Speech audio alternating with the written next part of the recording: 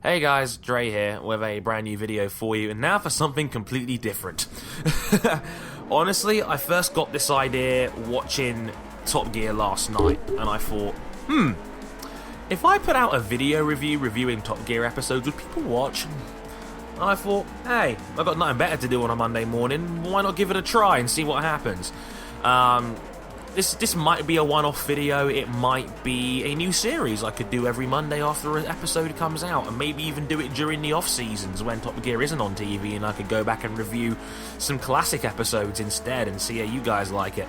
But if you guys like it, and you want to see more of it, let me know in the comments below, and I'm more than willing to give it a try. I like mixing things up, I like taking some creative risks, and I don't see anybody else doing this, so why not give it a try and see what happens? So, obviously, before I get started as well, obviously, spoiler alert, this episode did only go out last night. If you haven't seen it, it will contain spoilers, just an advance heads up, okay? Got it? Cool. Right, so let's talk about Top Gear. Season 22, Episode 5. We're at the halfway point of the series already, and this was, in my opinion, 2/3 of a really good episode. I'll explain why as we go on. The opening segment was essentially them review. It was a double review. It was the new Porsche Cayman S and the new 7th Series Chevrolet Corvette.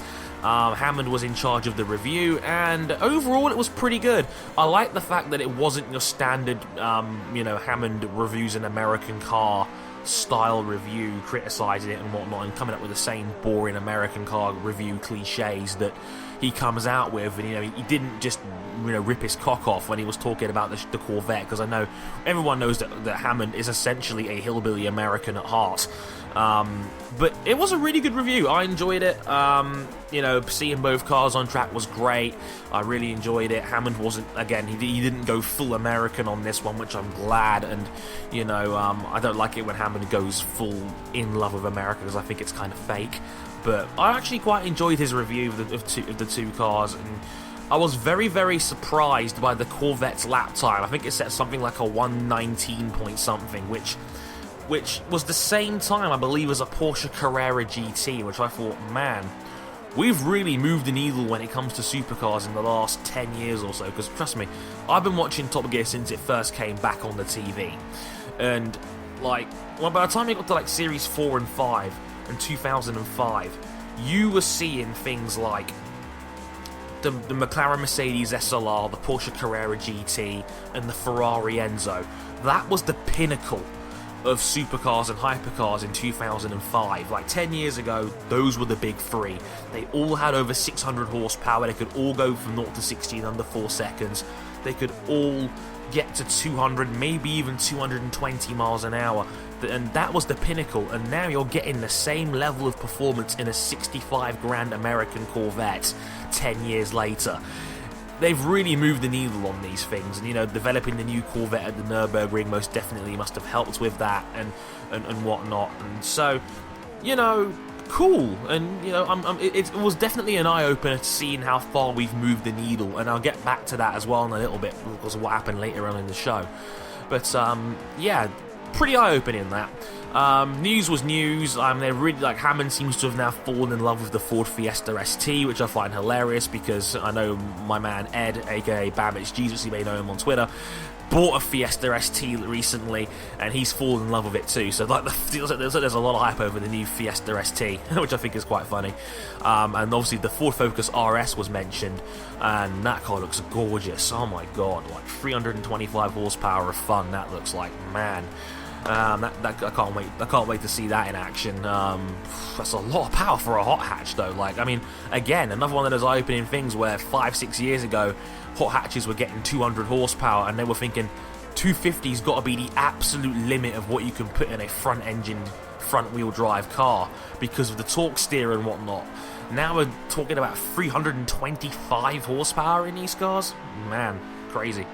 And we're talking about some politicians' cars, like Ed Miliband driving a Ford Focus, because politicians deliberately trying to buy shit cars so they can look like a man of the people. And Nigel Farage drives a Volvo, which is just a hilarious immigrant joke waiting to happen. But the big one was in the middle of the episode where they had James May review the new Ferrari LaFerrari, the 950 horsepower hybrid hypercar extraordinaire from Ferrari, and the new flagship model of the series, which was an awesome review. I mean, James seemed to genuinely enjoy himself, and I'm actually quite proud that James is reviewing more supercars, because I've always said James has been my favourite presenter on the show for a long time. And I'm glad they've given him more to work with now, rather than just him being the guy that reviews all the boring, slow cars instead. May seems to have genuinely got better as a driver, and I think he's gotten better as a car reviewer. And, I'm glad they're giving him more material to work with, and they've branched off into 3 different branches now. Like, Jeremy likes the P1, Hammond likes the 918, the Porsche, and James is now all in on the LaFerrari, which I thought was a nice little change. And seeing him drive it around Fiorano, I was genuinely impressed at how fast he was able to drive it, and and how good it looked on TV. It was awesome. So yeah, that was great to see. What was disappointing only about it was that we didn't get the power lap time board, because Porsche don't seem to care. Porsche, I think, kind of know that they've got the slowest of the 3, so Porsche I don't think are too bothered about a lap time. McLaren and Ferrari apparently are really competitive when it comes to their road cars, to the point where they're trying to veto the other one from getting a lap time in. A lot of complicated issues like what track to do it around, or apparently McLaren hired security so that no one could get into the P1 and drive it around the track to set a lap time. They don't want to. Apparently Ferrari want to send one from the factory, and McLaren want to use a pre-owned one so that there's no modifications on the car. It's really confusing, it's really annoying. Like, Ferrari apparently were trying to veto the whole thing, like it's not going to happen. I think Ferrari even said to a point where they were saying, oh, if anyone gives Top Gear their Ferrari to lend, we'll make sure you never get the chance to buy another limited edition Ferrari ever again. Wow. Like, Ferrari and McLaren really don't want this to happen, because I think on the world's most watched TV program, was Top Gear is the world's most watched TV program worldwide, their pride is so big they don't want to be the one who lost. So it's like that with them, essentially, and that's kind of a shame, was I'd love to see it happen, and I'm genuinely curious as to who wins. Personally, I think the McLaren will win, because I think that's most track ready in my opinion, but we'll have to wait and see. Ollie Murs was the star in a reasonably priced car. He's no Will Smith, let's put it that way. He's got a big booming voice. He's kind of funny though. I like Ollie, and he's a Manchester United fan, so he gets a pass automatically more than anything else. So he gets a pass by default, really, which was my way of saying But Ollie set the fastest celebrity lap time in the new car that we've had so far, 144.6. So much props to Ollie for being the fastest celebrity we've seen so far. We've had 2 records broken this series already, with Daniel Ricciardo setting the new F1 record as well. So cool. And yeah, the show ended with a tribute to Peugeot. Well, kind of a tribute. It was more of a parody tribute than anything else, and for me, this is when the show went downhill. For me, Top Gear's comedy segments can be very hit and miss. And I liked how it started, because they were talking about the old Peugeots that were really good, like the 504, the 505, the 205 GT, very, very good cars. I thought it was going to be a more positive tribute to Peugeot. Then they started mocking the French and being stereotypical like Top Gear always do. They can't help themselves now. At least once a series, they've got to piss off at least one national country. It's like a rule now on Top Gear. It's this awful comedy skit taking the piss out of the French and their accents, and it's like, really? It's been done so many times. And then they just basically picked up 2 damaged Peugeots and drove them like idiots in the countryside, and it's just like, oh, really? This is the best you've got? Like, I can tell this is going to be the kind of segment that's going to split a lot of people. Like, I know, I saw the reaction to this on Twitter during the episode, and it was about 50-50. About 50% of the people really liked it and thought it was hilarious, and about half thought it was terrible. I'm somewhere in the middle. I thought it wasn't that funny, even though I must admit Jeremy Clarkson shouting "Maniac" was kind of hilarious, like, for a little bit. But for me, for the most part, my biggest problem was that, one, it swerved the viewers because I thought it was going to be a more positive tribute, and two, it went on for too long.